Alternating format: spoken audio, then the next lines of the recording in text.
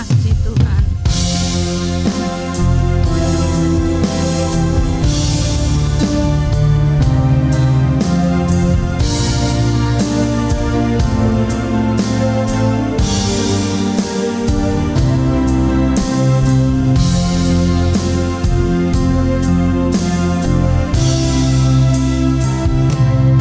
Kau Tuhan, penolong dalam hidupku.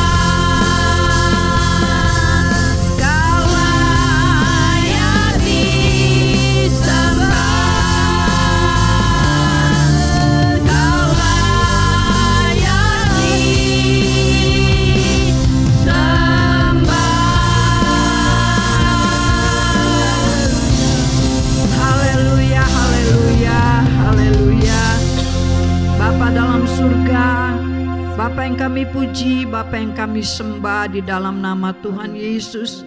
Engkau Bapa yang baik, Engkau Bapa yang dahsyat, Engkau Bapa yang luar biasa.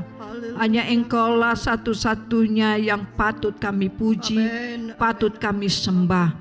Karena Engkau sudah melakukan sesuatu yang terbaik dan yang luar biasa bagi hidup kami. Kau menyerahkan hidupmu untuk kami, Tuhan. Sepatutnya lah kami umat-umat tebusanmu untuk mempersembahkan pujian syukur kami kepada Engkau. Menjadi kerinduan kami Bapa, agar supaya kami pagi ini boleh menikmati dan merasakan kehadiran Tuhan di dalam ibadah kami. Karena tanpa Engkau Tuhan dalam ibadah kami, ibadah ini menjadi sia-sia. Tapi dengan kehadiran Tuhan dan Roh Kudus di dalam ibadah kami, kami akan menikmati, merasakan kenikmatan yang luar biasa yang dikerjakan oleh kuasa Allah yang Maha Tinggi. Tuhan, Engkau tolong buat setiap pelayan-pelayan-Mu. Ampuni kekurangan kelemahan mereka Tuhan. Lengkapi mereka dengan kuasa Allah yang Maha Tinggi. Urapan baru ada menyertai pelayanan mereka. Sehingga urapan itu mengalir di tempat ini Tuhan. Semua jemaat diberkati dalam pelayanan. Di dalam pujian, dalam penyembahan. Terima kasih Bapa. Kami serahkan ibadah kami. Dari awal pertengahan sampai akhirnya ke dalam tangan kasih dan kemurahan Tuhan. Karena kami percaya bahwa Tuhan sudah menghancurkan segala kuasa-kuasa yang bukan daripada Tuhan. Itu sebabnya kami bawa hidup kami sepenuhnya dalam tangan-Mu yang ajaib. Dalam berkat nama Tuhan Yesus Kristus kami sudah berdoa dan mengucap syukur. Haleluya. Amin.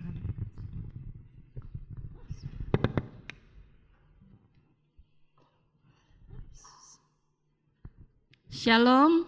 Shalom. Siap memuji nama Tuhan? Puji Tuhan. Bangkit serukan nama Yesus. Amin. Haleluya.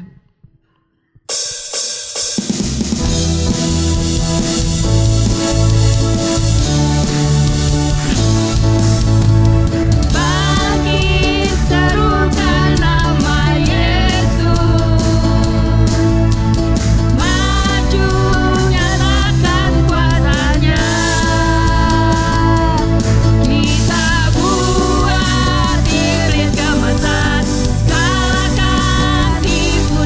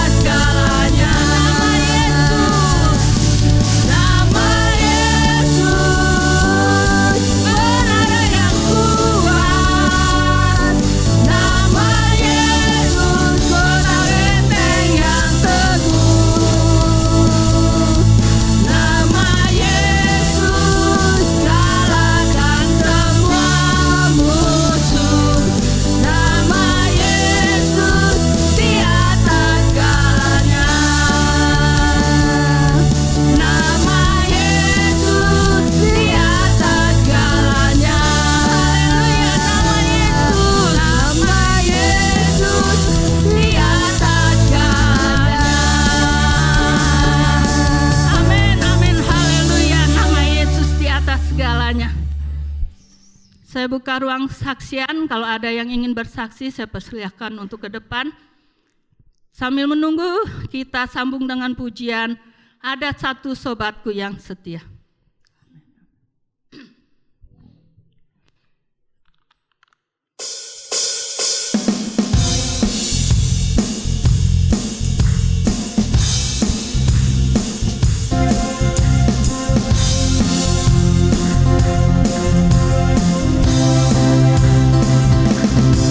Ada satu sobatku yang setia,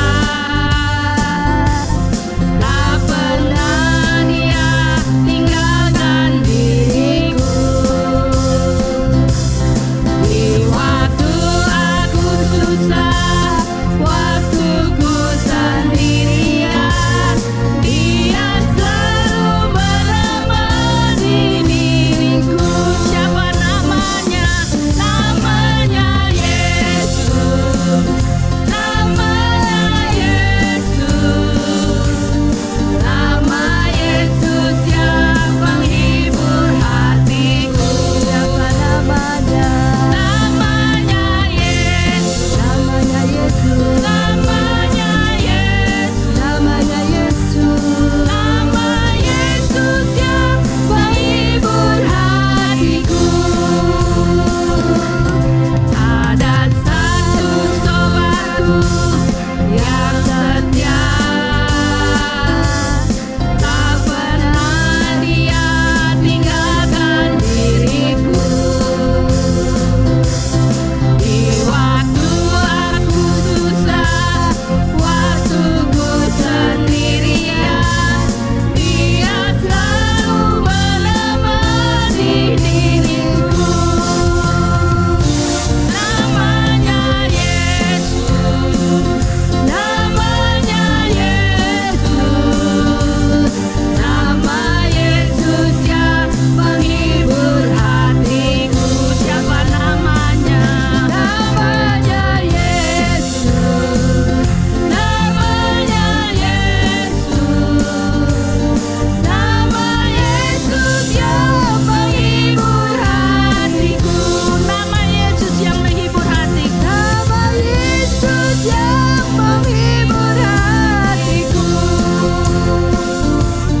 Nama Yesus yang menghibur hatiku.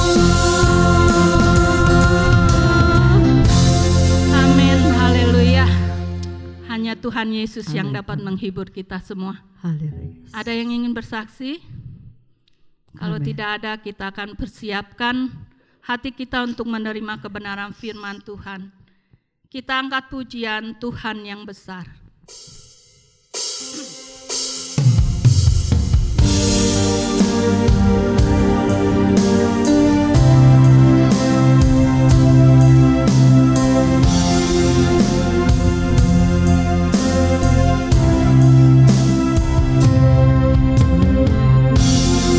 Karena percaya Kau yang berjanji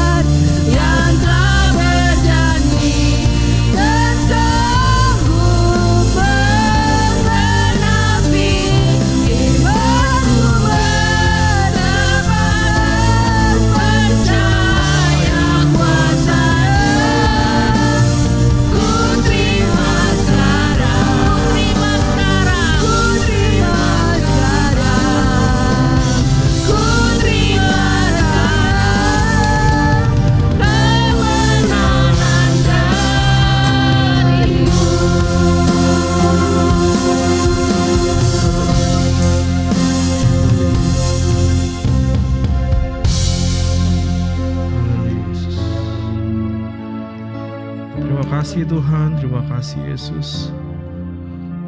Kami mengucap syukur atas pagi hari ini ya Bapa, kami boleh datang memuji dan menyembah-Mu Tuhan. Biarlah pujian ini boleh menjadi dupa yang harum di hadapan-Mu ya Bapa. Terima kasih Tuhan, terima kasih Yesus. Kami berdoa untuk seluruh pelayan-Mu pada pagi hari ini Tuhan, song leader ya Bapa, seluruh pemusik dan seluruh pelayan-Mu yang melayani pagi hari ini Tuhan. Kami serahkan mereka semua ke dalam tangan-Mu Tuhan. Biarlah berkat-Mu boleh turun atas mereka ya Bapa, damai sejahtera-Mu boleh turun atas mereka ya Bapa. Biarlah pelayanan ini tidak menjadi sia-sia Tuhan. Terima kasih Tuhan, terima kasih Yesus. Kami juga berdoa secara khusus untuk pelayan-Mu yang akan membawakan firman-Mu pada pagi hari ini. Biarlah Engkau yang menopang ya Bapa, dalam mulut bibirnya Tuhan menyampaikan firman-Mu ya Bapa. Biarlah hati kami boleh menerima dengan hati yang subur Tuhan, supaya firman boleh bertumbuh Tuhan dalam setiap hati kami ya Bapa. Terima kasih Tuhan, terima kasih Yesus. Kami serahkan acara selanjutnya ke dalam tangan-Mu. Biar Engkau yang berbicara Tuhan. Terima kasih Tuhan, dalam nama Tuhan Yesus Kristus kami telah berdoa mengucap syukur. Haleluya, amin. Puji Tuhan. Haleluya. Haleluya, puji Tuhan. Puji Tuhan. Beri kemuliaan hanya bagi nama Tuhan ya. Pagi ini kita bersyukur karena kita punya Allah yang besar. Amin. Kalau kita tidak punya Allah yang besar, kita tidak ada di tempat ini. Karena kita punya Allah yang besar, Allah yang luar biasa, itu sebabnya kita ada di tempat ini ya. Keberadaan Tuhan di tengah-tengah kita saat ini seharusnya itu sangat menyukai hati kita ya. Karena apa? Karena Tuhan yang besar itu Dia di atas segala-galanya. Tidak ada Allah yang seperti Dia.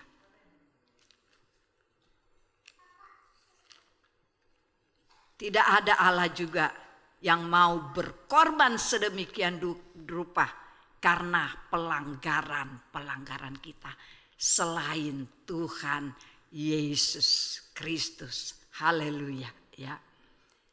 Puji nama Tuhan. Tuhan baik. Tuhan sangat baik. Dia sungguh baik ya. Pada saat pagi menjelang siang, saya akan membawa satu renungan buat kita semua, buat saya. Saudara berdoa buat saya supaya firman Allah ini bisa disampaikan dengan baik dan disertai dengan urapan baru. Amin. Saya percaya kalau ada urapan, maka itu akan mengalir di tengah-tengah kita, akan melawat dan menjamah kita. Kita sama-sama buka dalam kitab Wahyu, pasal yang ketiga.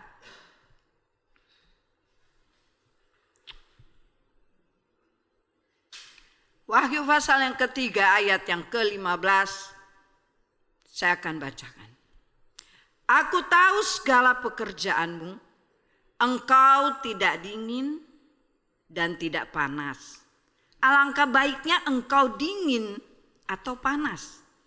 Jadi karena engkau suam-suam kuku dan tidak dingin atau panas, aku akan memuntahkan engkau dari mulutku. Karena engkau berkata, aku kaya dan aku telah memperkayakan diriku dan aku tidak kekurangan apa-apa. Dan karena engkau tidak tahu bahwa engkau melarat dan malang, miskin, buta, telanjang.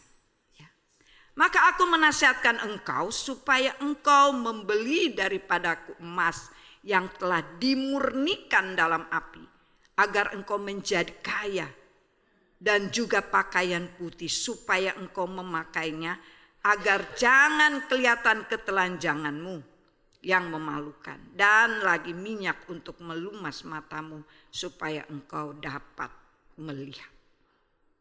Ayat 19, barang siapa kukasihi, ia kutegur dan kuhajar. Sebab itu relakan hatimu dan bertobatlah, Saya ulangi ayat 19. Barang siapa kukasihi, ia kutegur dan kuhajar. Sebab itu relahkanlah hatimu dan bertobat.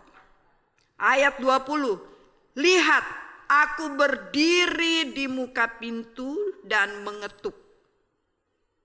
Jikalau ada orang yang mendengar suaraku dan membukakan pintu, aku akan masuk, mendapatkannya, dan aku makan bersama-sama dengan dia, dan ia bersama-sama dengan aku. Kembali saya ulangi ayat 20. Lihat, aku berdiri di muka pintu dan mengetuk. Jikalau ada orang yang mendengar suaraku dan membukakan pintu, aku akan masuk mendapatkannya, dan aku akan makan bersama-sama dengan dia, dan ia bersama-sama dengan aku. Puji nama Tuhan.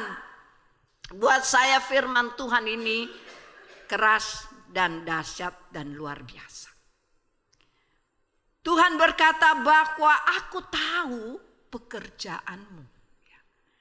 Apa yang kita lakukan, apa yang kita kerjakan di dalam gereja Tuhan, itu semua ada dalam pengetahuan Tuhan.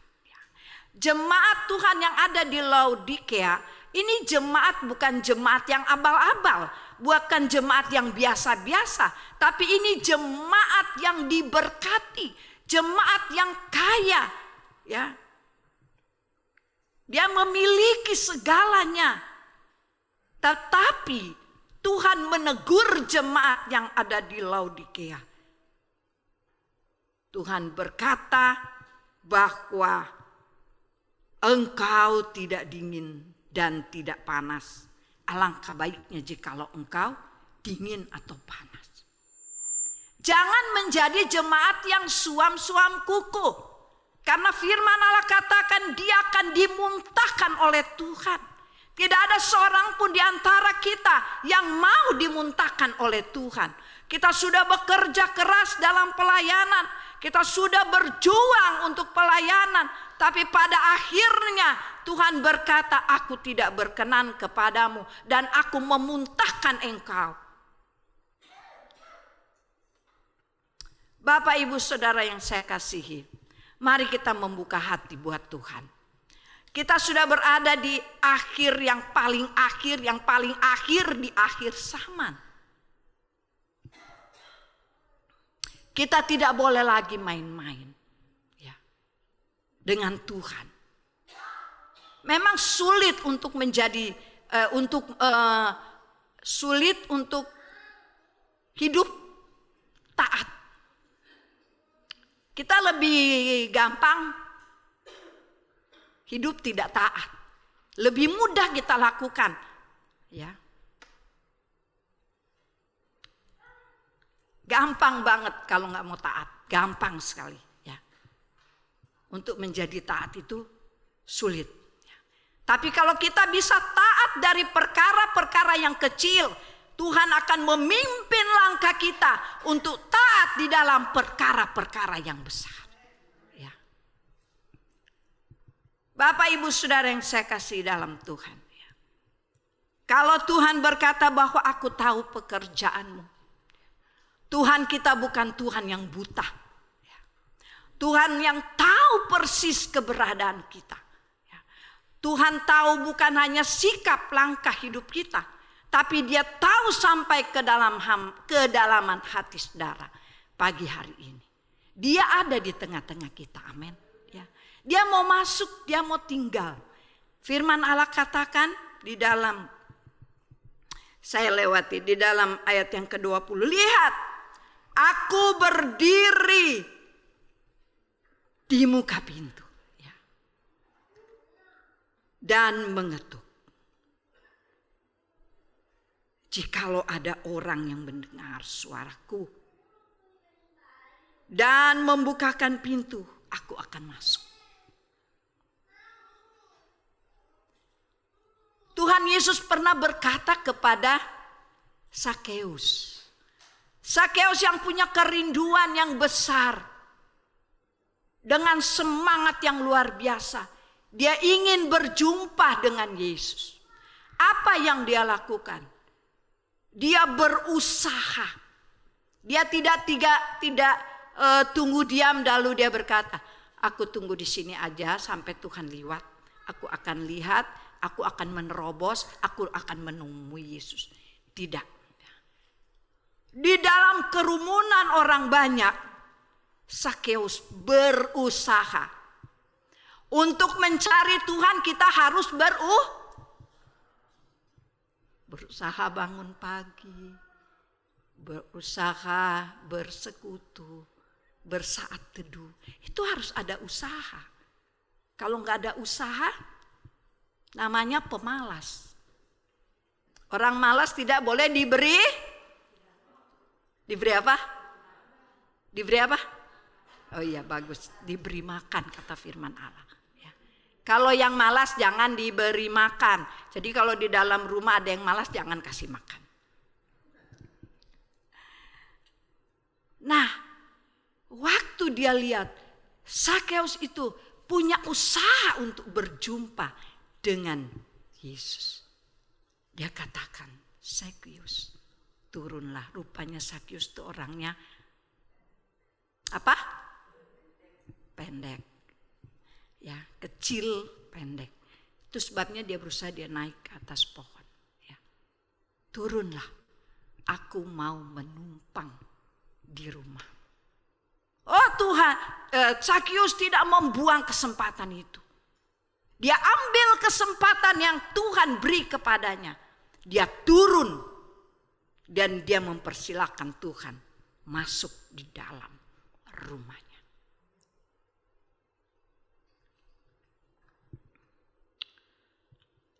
Jemaat di Laodikia ini karena mereka adalah jemaat-jemaat yang kaya raya. Ya.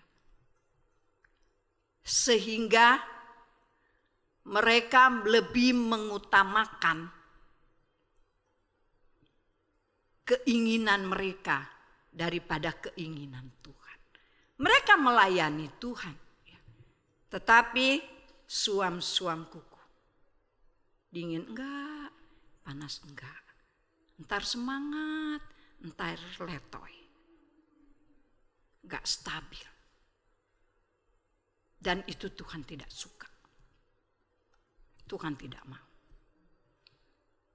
Tuhan mau kita melayani Tuhan, mengasihi Tuhan dengan segenap hati, dengan segenap jiwa, dengan segenap kekuatan kita.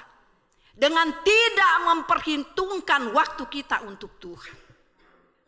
Jangan nanti sudah di tempat tidur, sudah tidak bisa berbuat apa-apa, tinggal keluar masuk rumah sakit, baru kita bernasar kepada Tuhan. Tuhan, kalau aku sembuh Tuhan, aku akan setia kepadamu. Biar hujan badai, aku akan datang beribadah kepadamu. Gak ada gunanya.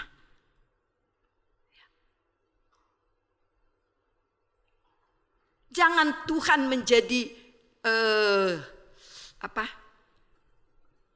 enak mual melihat anak-anak Tuhan yang demikian.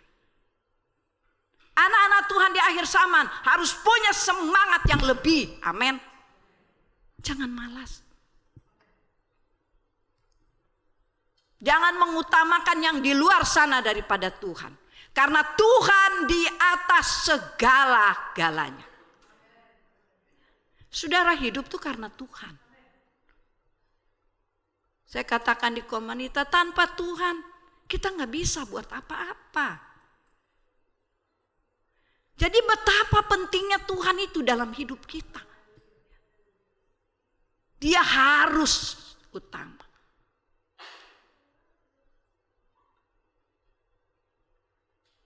Dia sudah mengutamakan saudara lebih daripada dirinya. Dia mengorbankan anaknya yang tunggal. Memikul beban, memikul salib.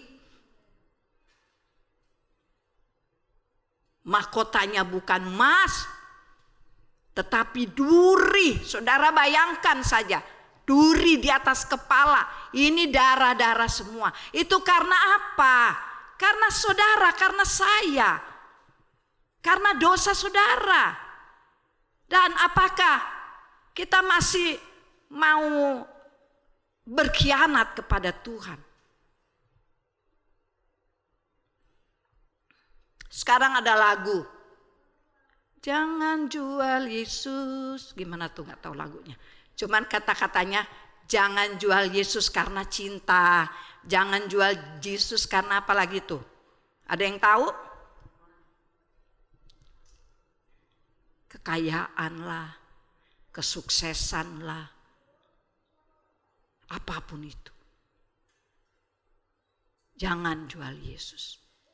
Untuk yang kedua kali, ya, dia berkorban buat kita.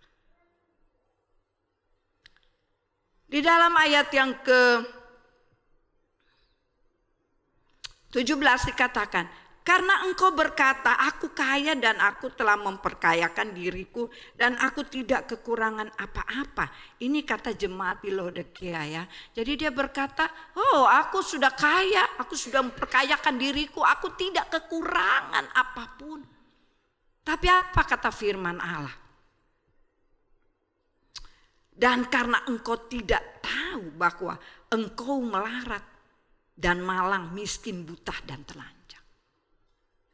Karena engkau tidak menyadari bahwa sebenarnya engkau itu miskin, melarat, telanjang. Yang artinya kerohanian kita itu sangat buruk di mata Tuhan. Secara jasmani kita diberkati. Jemaat Laodikia diberkati dengan luar biasa. Tetapi secara rohani firman Allah katakan, Tuhan katakan engkau itu melarat, miskin, apalagi telanjang.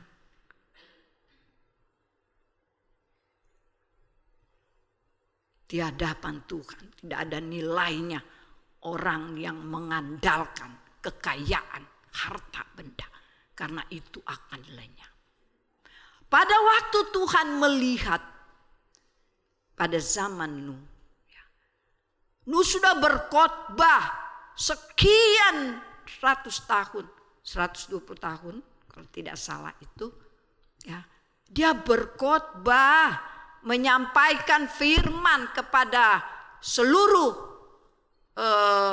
orang yang ada di sekitarnya. Supaya mereka bertobat, ayolah bertobatlah, ayolah cari Tuhan, ayolah bangun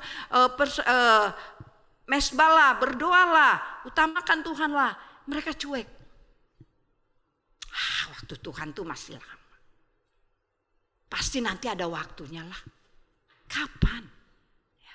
Emang kita tahu waktunya Tuhan kapan? Gak tahu kan? Semua ada waktunya. Semua ada waktunya. Betul, semua ada waktunya. Tapi kita gak pernah tahu waktu itu kapan. Pada waktu itu Tuhan melihat. Wah, udah banyak nih anak-anak Tuhan yang manusia yang tidak taat. Mereka memberontak kepada Allah. Mereka tidak taat kepada firman Allah. Kejahatan demi kejahatan. Dilihat Tuhan begitu luar biasa. Kejahatan saat ini juga begitu luar biasa. Ada ibu yang membunuh anaknya. Ibu ayah, ibu bapak membunuh anaknya. Ada di Cimanggu. Seorang keponakan membunuh tantenya. Padahal dia sudah tinggal bersama tantenya, sudah dirawat. Selama 15 tahun sudah kuliah, dibunuh. Kasih sudah mulai dingin. Kasih tidak ada lagi. Hanya kasih Yesus yang ada saat ini buat kita. Dia mau kita semua diselamatkan. Ya. Dunia saat ini tuh sudah rusak dan sangat-sangat rusak. Terus apa yang kita cari?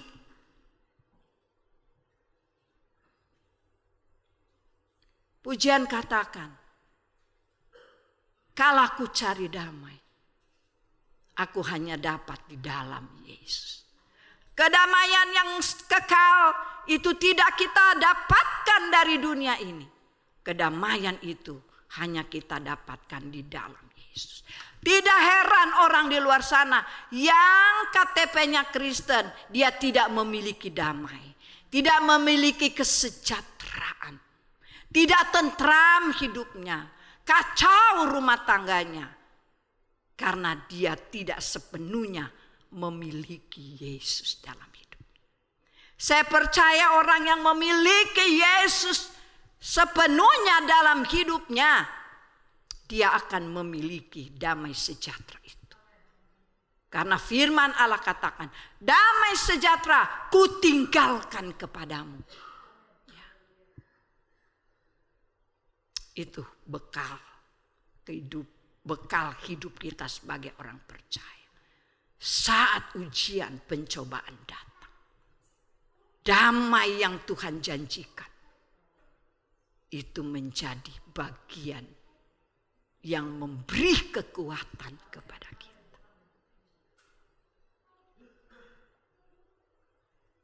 Ada pujian berkata, aku mencari damai ke gunung-gunung, ke lembah-lembah, aku gak dapat.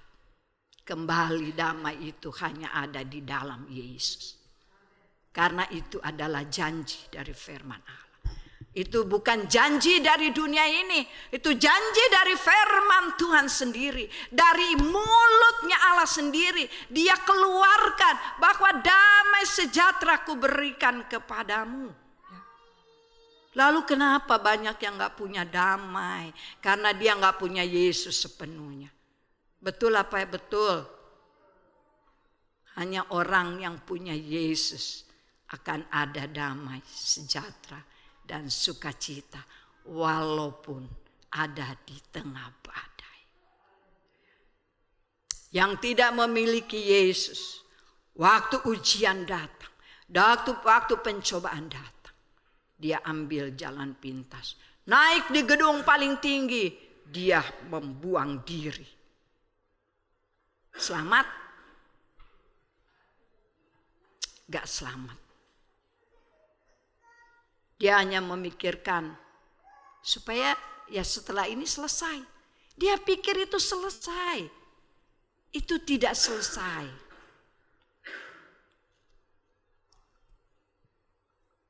Ada hukuman yang lebih berat. Oleh sebab itu, dalam pengiringan kita kepada Tuhan, jangan suam-suam kuku. Dingin enggak, panas enggak. Melayani Tuhan suka-suka gua.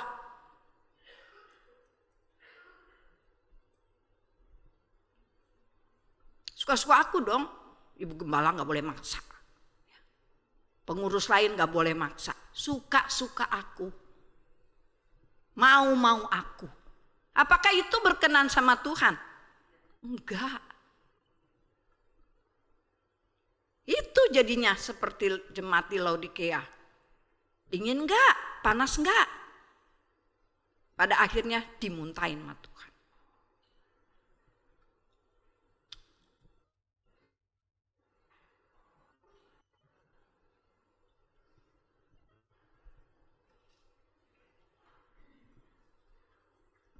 Kalau kita mengiring Tuhan, iringlah Tuhan dengan sepenuh hati, segenap jiwa, segenap kekuatan.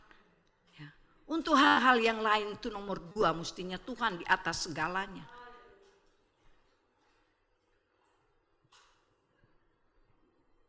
Kalau kita mengutamakan Tuhan, Tuhan akan mengutamakan kita. Dan itu sering kita dengar. Padahal sebenarnya Tuhan sudah lebih dulu mengutamakan saudara daripada dirinya sendiri. Betul enggak? Ya. Dia udah mengutamakan kita lebih dulu. Dia gak memikirkan dirinya. Dia gak memikirkan siksaan yang akan dia dapatkan. Waktu dia berdoa dalam ketakutan, dalam kegentaran, apa yang dia lakukan? Tuhan, kalau boleh cawan ini lalu daripada aku. Kalau boleh penderitaan ini lepas daripada aku. Tapi dia sadar, dia harus taat kepada Bapa. Ingat ini, ya, roh ketaatan itu harus ada di hati kita.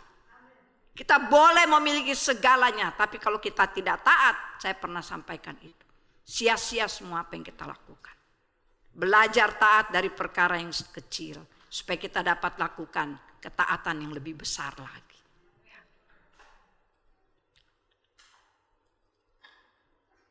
Dia taat kepada Bapa dan dia katakan, namun bukan kehendak aku yang jadi ya Bapa, melainkan kehendak.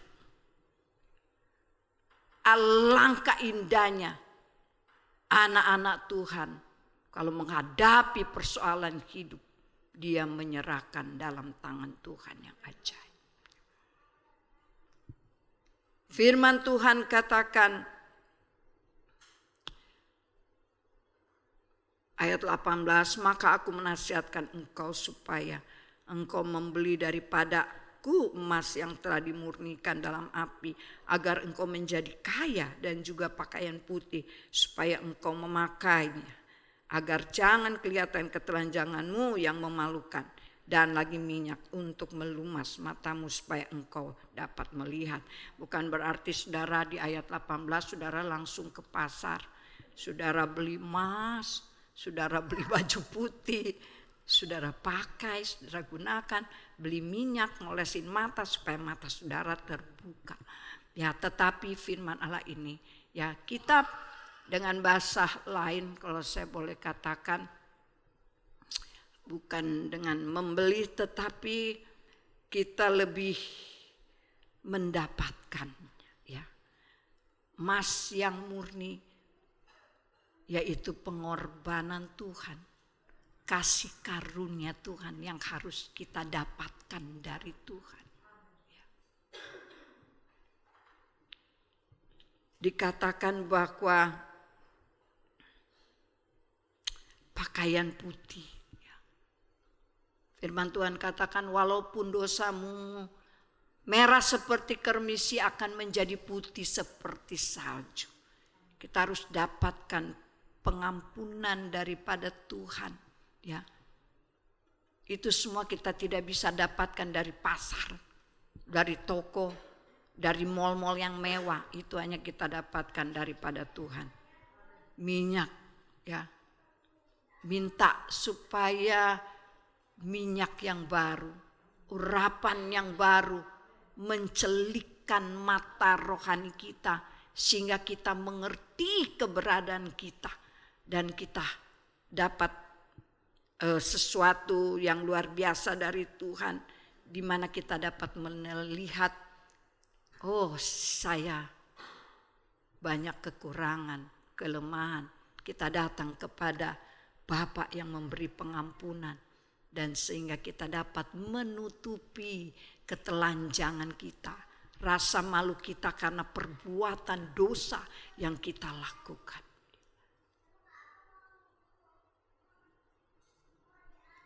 Banyak kali kita tidak memperdulikan yang namanya keselamatan, tapi Tuhan memperdulikan kita semua supaya diselamatkan.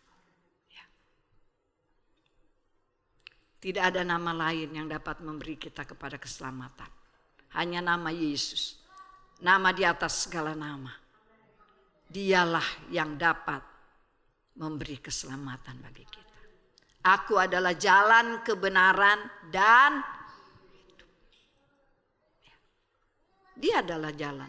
Dia adalah kebenaran. Dia adalah hidup. Dalam Alkitab tidak ada kata-kata mudah-mudahan saya masuk surga. Gak ada. pasti kita masuk surga. Kalau kita setia sampai akhir hidup kita. Ayat 19, barang siapa ku kasih aku tegur. Jadi kalau ditegur sama firman Tuhan jangan ngambek ya. Jangan marah-marah. Dan ku ajar. Nah, cara Tuhan mengajar kita melalui ujian, pencobaan, masalah. Jangan terus berpikir, wah kirain ikut Tuhan Yesus gak ada masalah. Kirain ikut Tuhan Yesus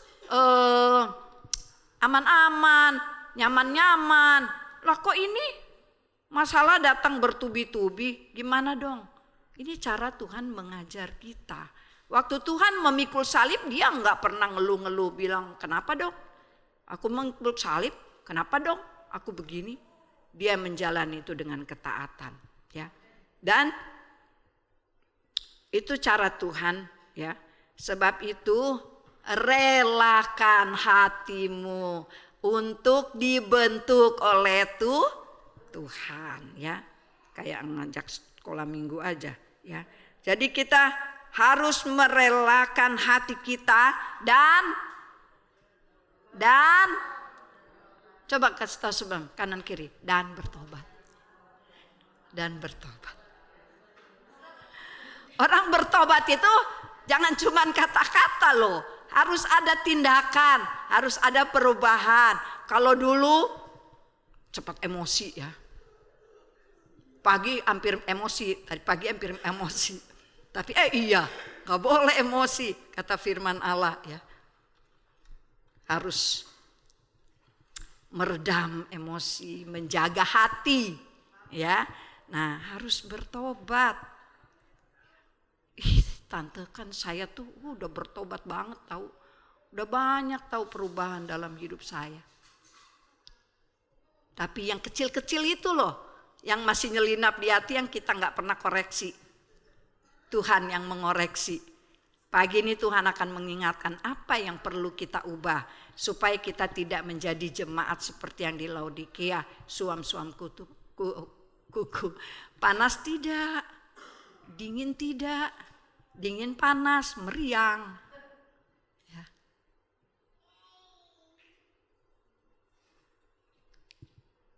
Puji Tuhan. Ya.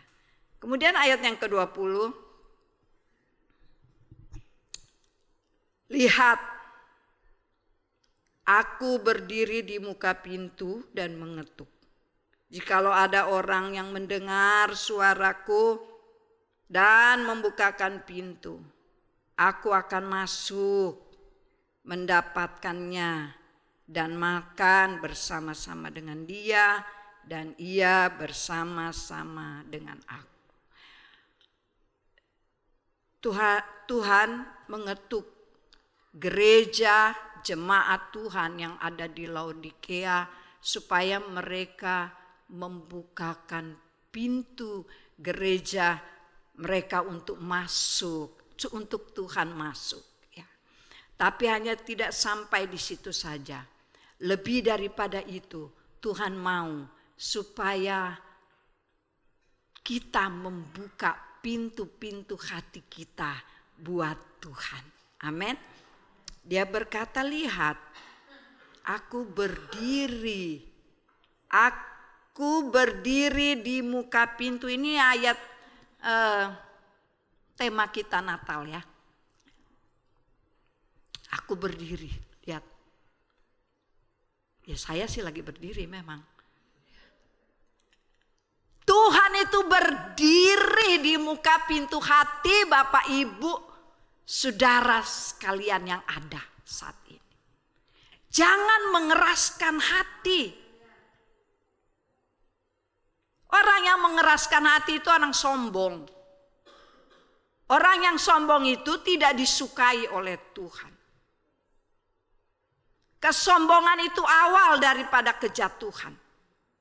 Itu sebabnya kita harus datang kepada Tuhan dengan kerendahan hati kita. Supaya Tuhan melawat. Kenapa sih Tuhan kayaknya gereja biasa-biasa aja tuh. Gak ada sentuhan sama sekali. Kayaknya gak ada Roh Kudus deh di gereja itu.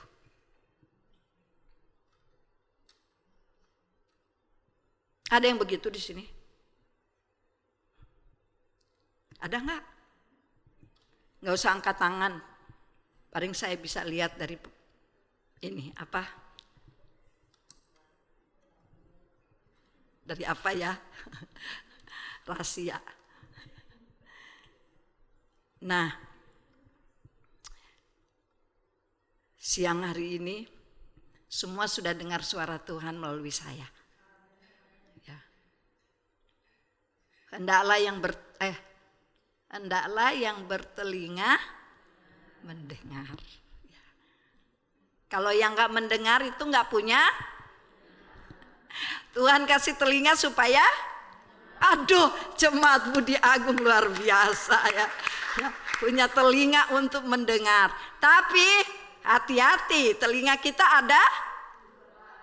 Kalau satu sih nyampe sini langsung turun ya. Karena dua bisa terjadi masuk sini keluar. Apa perlu kita tutup satu? Lalu kita masuk hati gitu. Ya boleh juga kali dicoba ya. Satu tutup. Nanti yang didengar, aduh firmannya tadi kok cuma separuh ya. Padahal dia lupa kupingnya satu budek karena ditutup. Ya. Pakai tangan. Atau pakai kapas. Ya. Hendaklah yang memiliki telinga itu mendengar.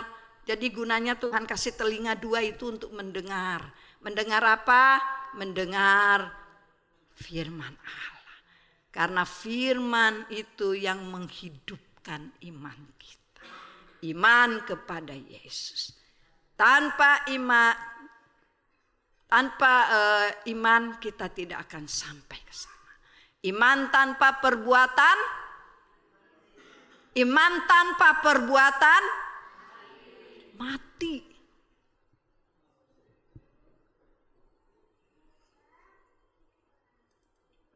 Haleluya, puji Tuhan.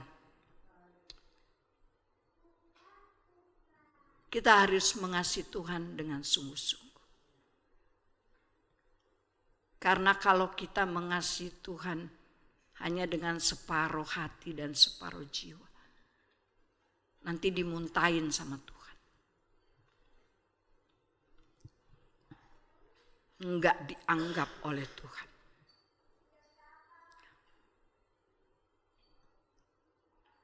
Dalam Roma 12 ayat 9, tolong David bacakan supaya enggak saya lihat.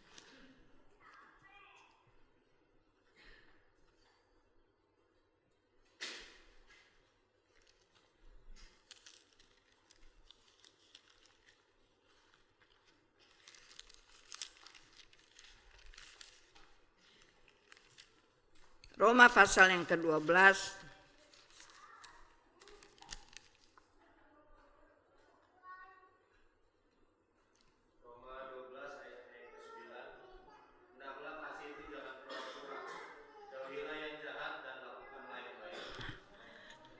kasih kita kepada Kristus itu jangan pura-pura. Jangan hanya kelihatan di depan seolah-olah kita mengasihi Tuhan luar biasa, melayani Tuhan luar biasa. Bapak Ibu Saudara, kita bisa berpura-pura kepada orang-orang yang ada di sekitar kita. Tetapi kita tidak bisa berpura-pura kepada Tuhan. Ya, karena di hadapan Tuhan semua terbuka, enggak ada yang tersembunyi sedikit pun. Karena Tuhan kita itu Tuhan yang maha tahu, Tuhan maha mengerti. Sekarang banjir di mana-mana, gempa bumi di mana-mana. Baru berapa hari lagi lalu gempa. Tadi malam dengar nggak kilat gemuruh itu luar biasa kan? Dong. Pasti gitu aja juga saudara udah gentar tuh. Yakin. Pasti udah kaget nih. Ngeri banget ya. Belum seberapa. Bulan belum berubah menjadi darah. Kalau itu terjadi, Bapak Ibu mau kemana? Kalau tidak punya Tuhan. Kalau tidak ada Yesus dalam hati kita. Mau kemana? Apalagi yang siam suam kuku. Mau ngapain coba?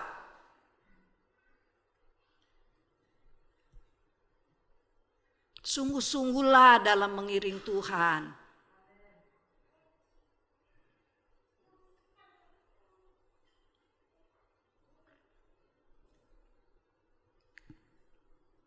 Tadi dikatakan bahwa jangan pura-pura karena Tuhan tahu, kita harus jauhilah yang jahat dan lakukanlah yang baik ya. Seperti zaman Nuh, akhirnya karena Tuhan melihat bejatnya dunia itu pada saat itu, akhirnya Tuhan melebur semuanya ya, dihancurkan semuanya, dan orang yang taat diselamatkan. Berapa yang diselamatkan Tuhan? Guru sekolah minggu, cerita Nabi Nuh berapa yang diselamatkan Tuhan? 9.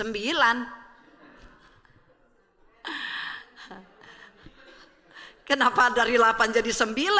Ini guru sekolah minggu apa ya? Ibu-ibu persiapan ya. Nanti di Pelabuhan Ratu ada cerdas cermat. Jadi dari sekarang baca Alkitab supaya kalau ditanya bisa dijawab ya. Saya suka jadi lucu sendiri ya. Jadi mulai dari sekarang baca dari Kejadian, cerita-cerita Alkitab baca. Nanti pas sudah dibaca sampai sana nggak ditanya si tante gimana sih ya. Pembawa acara bikin sebanyak-banyaknya kuis supaya memperbarui pikiran ya. Karena kadang-kadang banyak yang lupa kalau cerita ya. Biarpun udah guru sekolah minggu bertahun-tahun tuh kayak Bu Eni, ganti tahun, guru-guru terus. Sekarang dia suam kuku. Dia udah gak mau layani sekolah minggu. Padahal di gereja lain tuh sampai udah kakek-kakek masih ngajar sekolah minggu. Kayaknya mau ngajar lansia kali Bu Eni ya. Nah, kita tuh harus semangat ya. Jangan suam-suam kuku supaya nggak dimuntahin sama Tuhan ya. Ya, oleh sebab itu Bapak Ibu Saudara yang saya kasih dalam Tuhan, saya akan baca di dalam Matius pasal yang ke-22.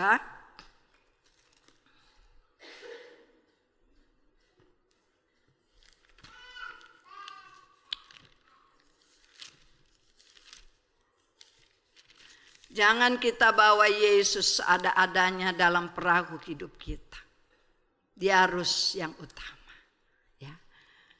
Jangan Yesus kita taruh di belakang, di buritan. Nanti kalau lagi perlu nih, wih udah mulai goncang nih perahu rumah tangga, perahu usaha, goncang nih. Baru noleh ke belakang. Noleh ke belakang. Tuhan, tolong aku, Tuhan, tolong aku, Tuhan, tolong aku. Taruh dia yang paling depan menjadi jurumudi dalam hidup kita. Yang mengatur langkah kita, yang menuntun, memimpin kita, sehingga kita aman dan tenang di dalam Tuhan. Matius 22. Ayat yang pertama sampai ayat yang ke-14.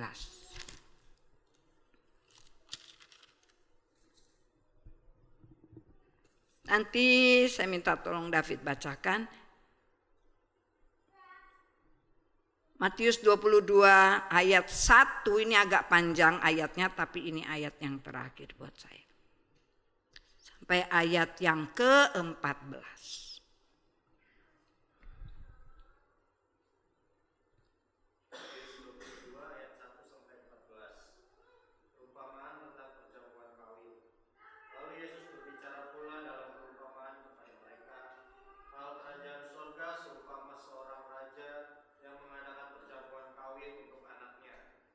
Ia menyuruh hamba-hambanya memanggil orang-orang yang telah diundang ke perjamuan kawin itu, tetapi orang-orang itu tidak mau datang.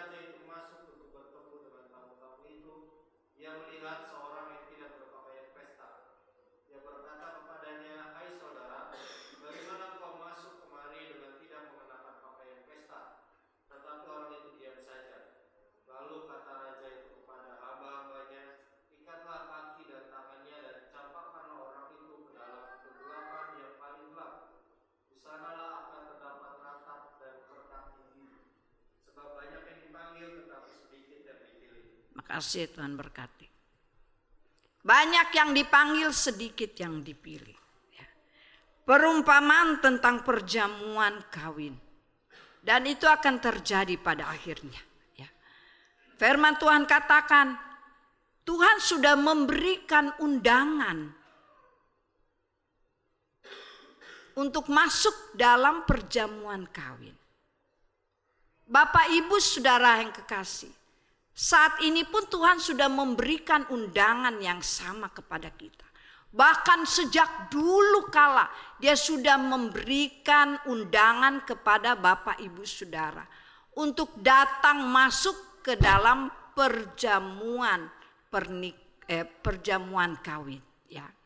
Nah, sebelum kita sampai ke situ, Tuhan menyediakan tempat ini untuk kita ada dalam satu persekutuan, mempersiapkan diri untuk masuk kepada pesta yang lebih besar, lebih luar biasa, yaitu perjamuan kawin bersama dengan, bukan kawin jasmani, ya, kawin rohani, di mana kita menikmati keindahan, kemewahan yang luar biasa yang kita tidak dapatkan dari dunia ini. Yang kita dapatkan dari dunia ini hanya menyenangkan daging, tapi untuk selebihnya kita akan menikmati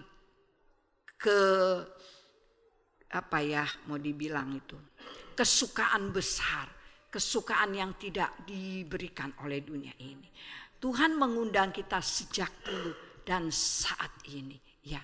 Dan dikatakan ada banyak alasan orang untuk diundang masuk dalam persekutuan. Mana itu ayatnya? Dikatakan, tetapi orang-orang yang diundang itu tidak mengindahkannya.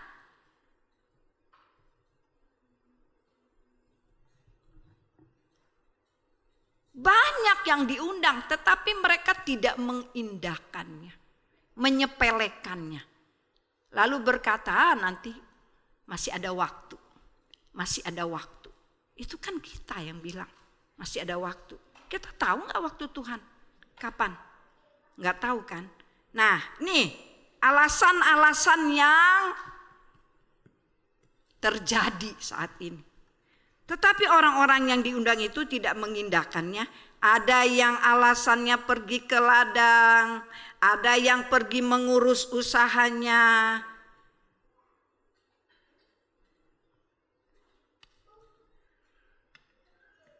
Kalau seperti itu yang kita utamakan siapa? Tuhan atau pekerjaan kita? Atau usaha kita? Kadang kita lupa dengan itu. Kita bisa berkata tidak kepada Tuhan, tapi kepada manusia kita tidak bisa berkata tidak. Oh, saya nggak bisa, maaf ya bos, saya mau ibadah, saya punya tugas yang nggak bisa di cancel. Kita nggak berani memberi alasan itu kepada bos kita. Wah, nanti penilaian bos saya itu terhadap saya gimana ya kalau saya tidak taat kepada bos saya. Tuhan bisa beri lebih daripada bos saudara beri ya. Kalau saudara belajar taat kepada firman Allah. Ini alasan yang sepele. Tetapi saudara, satu hari kita nggak beribadah, itu kita rugi luar biasa. Kita misalnya minggu kemarin saudara nggak ibadah, ada berkat yang Tuhan siapkan buat saudara, tapi saudara nggak ada itu dalam persekutuan, dalam perhimpunan, rugi. Berkatnya rugi. Kita bisa berkata tidak kepada Tuhan. Tuhan maaf ya saya nggak bisa. Aduh, gimana ya kalau Tuhan bilang, aduh maaf ya hari ini saya nggak bisa beri nafas sama kamu. Oh gimana ya hari ini saya nggak mau turunin berkat buat kamu. Kira-kira gimana perasaan Bapak Ibu, gimana? Coba pikirkan baik-baik itu. Kalau sama bos kita nurut, masa sama Tuhan kita nggak nurut? Ini alasannya. Dan ternyata alasan-alasan itu sudah ada di dalam firman Allah sejak dulu kala, dan itu benar-benar ada di dunia ini saat ini, ya, ada, nyata gitu loh, bukan hanya di Alkitab, tapi nyata, benar ya, benar, seperti itu.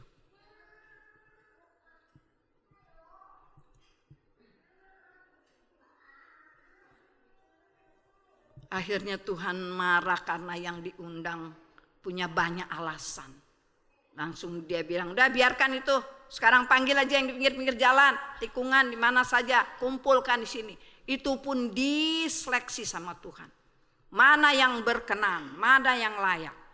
Diambil semua. Tapi begitu masuk dalam perjamuan, dilihat ada yang tidak memakai pakaian yang diinginkan oleh Tuhan.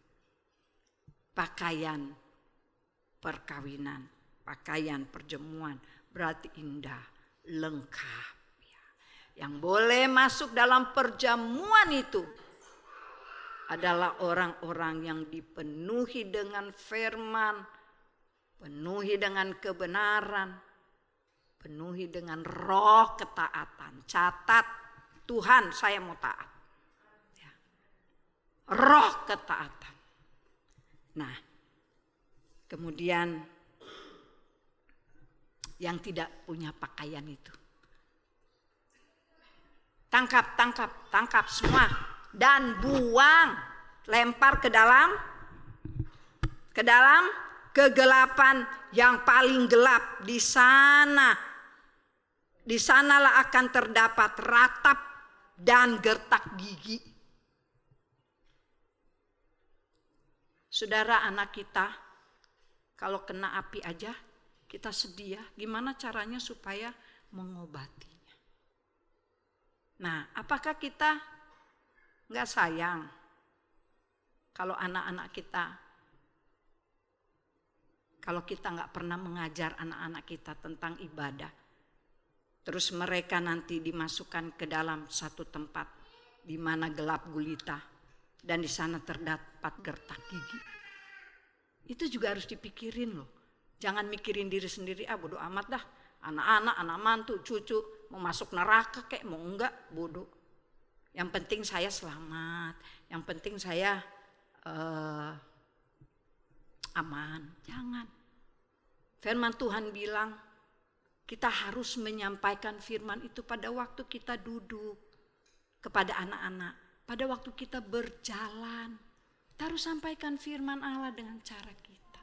Jangan kita berserah lalu kita berkata, biarin aja deh, nanti juga ada waktunya. Nah, kembali saya tanya, waktunya kapan? Kita nggak tahu waktunya Tuhan kapan. Kita pikir waktu anak-anak kita tuh ke depan masih panjang.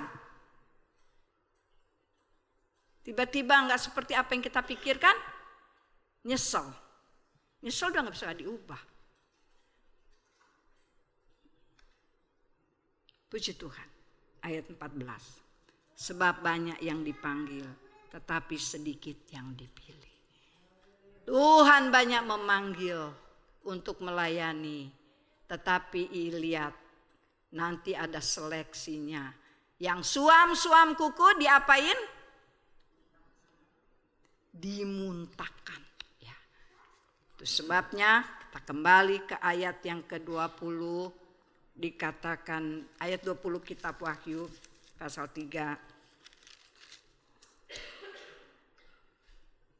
Lihat aku berdiri di muka pintu dan mengetuk. Jikalau ada orang yang mendengar suaraku dan membukakan pintu, aku akan masuk mendapatkannya dan aku makan bersama-sama dengan dia dan ia bersama-sama dengan aku. Kalau pagi hari ini atau siang hari ini kita membuka pintu hati kita bagi Tuhan, bagi firman Allah, dia akan masuk. Makan bersama-sama itu berarti dia akan bersekutu dengan kita. Ya. Kalau kita makan roti, minum anggur, kita bersekutu dengan Tuhan. Ya. Firman Allah ini katakan, kalau kita membuka pintu hati kita untuk Tuhan karena Dia ada saat ini. Bapak Ibu Saudara rasa bahwa Tuhan ada?